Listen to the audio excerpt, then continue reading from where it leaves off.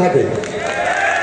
অতএব সুন্দরবনের এই বন্যপ্রাণী রক্ষার ক্ষেত্রে জনাব এইচ.এম. রহমতুল্লাহ পলাশ, আহ্বায়ক সাতক্ষীরা জেলা বিএনপি।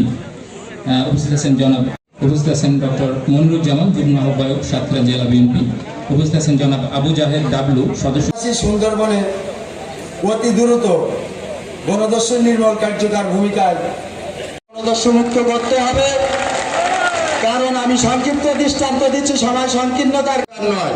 এখানে যে জেলে বাঙালি যেমন বনদস্যুর হাতে শিকার হচ্ছে, তেমনি জনাব ইমরান আহমেদ, খুলনা অঞ্চল, খুলনা।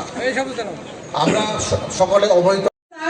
যদি আপনার মন্ত্রণালয়ের মাধ্যমে সুপেয় পানির বিভিন্ন উদ্যোগ যদি এখানে নেওয়া হয়, কারণ এখানে ভূগর্ভস্থ পানি পান করা যায় না, সাধারণত রেইন ওয়াটার মানে বৃষ্টির পানি এবং পুকুরের পানি এখানে পরিশোধন করে এখানকার জনগণ তাদের খাবার পানির চাহিদা মেটায়।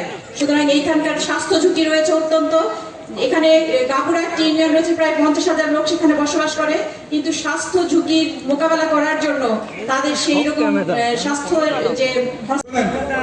আপনাদেরকে আমি একটা কথা বলি, অভয়ারণ্য করা হয়েছে আমাদের প্রাণ প্রকৃতি রক্ষা করার জন্য। এটা মূলত হচ্ছে আমাদের বাঘ সহ অন্যান্য প্রাণী যে আছে এদের নির্বিঘ্নে চলাফেরা প্রজনন সহ অন্যান্যগুলো করা হয়েছে। যদি আমরা সঠিকভাবে আমাদের এই যে দায়িত্বগুলো পালন করতে পারি, আপনারা যদি কিছু দেখাতে পারেন পারফরমেন্স যে না আমরা সঠিকভাবে দায়িত্ব পালন করছি, আমার এলাকায় সমস্যা হচ্ছে না, তাহলে আস্তে আস্তে আমরা চেষ্টা করব আমাদের এই অভয়ারণ্যের পরিমাণটা কমিয়ে আনার জন্য, যেন আপনারা সেখানে মৎস্য সম্পদ আহরণ করতে পারেন, গোলপাতা সংগ্রহ করতে পারেন, মধু আহরণ করতে পারেন, সবকিছু করতে পারেন।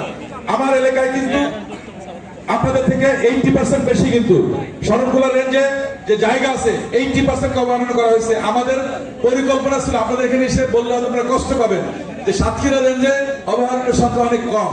আমাদের শরণখোলা রেঞ্জে অবমাননার সংখ্যা 80%, মাত্র 20% জায়গা আছে যেখানে আমাদের জেলেরা মাছ ধরতে পারছে।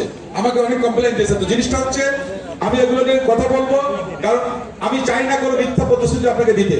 তবে আমি এতটুকু বলতে পারি, আপনারা যদি আন্তরিক হন, আমরাও আন্তরিকভাবে আপনাদের ভাগ্য উন্নয়নের জন্য, আপনাদের কর্মকাণ্ডের জন্য আপনাদের পাশে থাকবো ইনশাল্লাহ। ধন্যবাদ সবাই।